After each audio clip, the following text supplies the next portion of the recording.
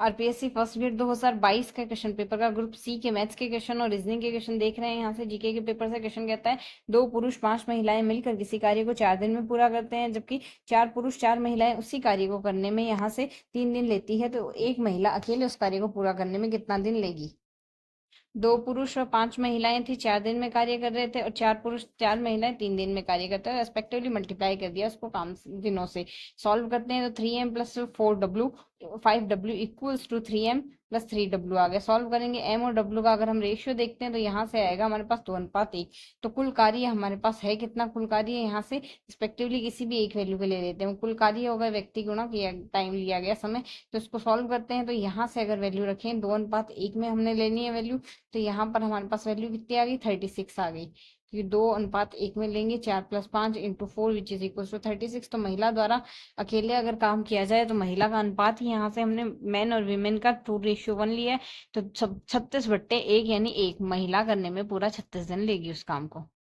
तो इसका first option हमारे पास करेक्ट होगा। नेक्स्ट कहता है यहाँ से, ये हमारे पास फैमिली ट्री से हम कर लेंगे इसको। नेक्स्ट करते हैं, माध्य बराबर 3 माध्य का माइनस बहुलक इंटू एक्स। तो एक्स की वैल्यू बतानी है, तो हमारे पास यहाँ से फॉर्मूला होता है z बराबर 3m - 2x बार। सॉल्व करते हैं z equal to 3m - 2x बार से, तो 3m - z अगर कर दे तो 2x बार आएगा। 2 को क्रॉस मल्टीप्लाई कर देते हैं तो वैल्यू हमारे पास यहाँ से x की वैल्यू कितनी आ गई, x की वैल्यू 1/2 आ गई। कंपेरिजन से x की वैल्यू आ गई 1/2। 1/2 फर्स्ट ऑप्शन करेक्ट हो जाएगा। नेक्स्ट क्वेश्चन कहता है हमारे पास यहाँ से, एक पासे की 3 भिन्न स्थितियां नीचे दिखाई गई, एक के विपरीत है। यहाँ से हमें बताना है एक के विपरीत कितना होगा। तो यहाँ से अगर इसमें हम देखें तो क्वेश्चन नंबर 12 कहता है, एक पासे में 3 भिन्न भिन्न स्थितियां नीचे दिखाई गई है, तो एक के विपरीत बतानी है। अब एक के विपरीत 3 तो होगा नहीं, क्योंकि 1 और 3 तो पास में, और अगर हम इसमें देखें 2 3 और 5 तीनों कॉन्टिन्यूस मतलब पास में आएंगे, तो अगर 2 3 के साथ में 5 आ रहा है तो इस फर्स्ट कंडीशन से हम लगा सकते हैं कि 5 नीचे आएगा, फिर एक के विपरीत आएगा 5। थर्ड ऑप्शन इसमें करेक्ट हो जाएगा। नेक्स्ट कहता है, यदि 27 की घात x - y इक्वल टू 243 और 7 की घात x + y इक्वल टू 2401 हो, तो x और y का मान बताना है। तो x और y का मान अगर हम यहाँ पर देखें तो 243 को हम लिख सकते हैं 3 की घात 5, और 27 को लिख सकते हैं 3 की घात 3। आधार समान हो तो घातें भी हमारे पास यहाँ से इक्वल आएगी।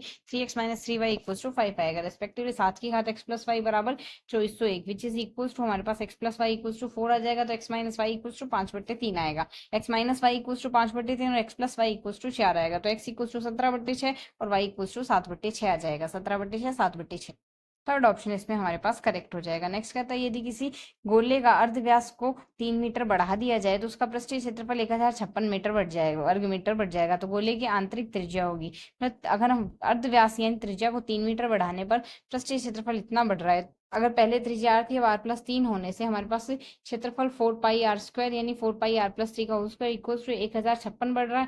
तो पहले 4πr² था, तो सॉल्व करेंगे तो यहाँ से हमारे पास 4πr+3 का होल स्क्वायर माइनस r का square equal to 1056 which is equal to r+3 - r, और r+3 + r इक्वल टू 1056/4 आ गया। सॉल्व करेंगे तो हमारे पास r की वैल्यू आ गई 12.5 मीटर। हमारे पास इसके लिए आंसर है सेकेंड ऑप्शन हमारे पास इसके लिए यहाँ से करेक्ट बनेगा। नेक्स्ट कहता है, 1.5 सेंटीमीटर व्यास व 0.2 सेंटीमीटर मोटाई वाले कुछ सिक्कों को एक समकोणीय बेलन बनाने के लिए पिघलाया जाता है। उसकी ऊंचाई 8 सेंटीमीटर और व्यास 6 सेंटीमीटर। सिक्कों की संख्या याद कीजिए।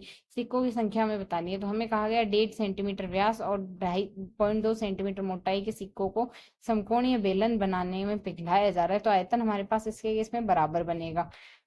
तो यहाँ से बेलन का आयतन बनता है πr²h। तो पाई इंटू आर की वैल्यू 3 है, 3 का square into h which is equal to 72 pi आ गया।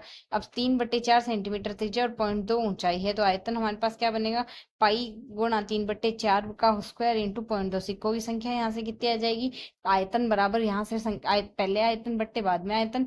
सॉल्व करने पर हमारे पास 640 हो जाएगी यहाँ से संख्या। तो सेकंड ऑप्शन यहाँ से करेक्ट बनेगा। नेक्स्ट कहता है, 20 छात्रों ने एक तार का व्यास सेंटीमीटर में निम्न प्रकार से ज्ञात किया है। तो यहाँ से ये तार के व्यास आ गए। 0.17 की बारंबारता 0.15 की बारंबारता से कितनी अधिक है। तो यहाँ से देख लेते हैं 0.17 कितनी बार आ रहा है, 0.15 कितनी बार आ रहा है। 17 यहाँ से आ रहा है 1 2 3 4 और 5 6 7 बार आ रहा है। और उसी तरीके से 15 यहाँ से कितनी बार आ रहा है, 1 2 3 3 बार आ रहा है।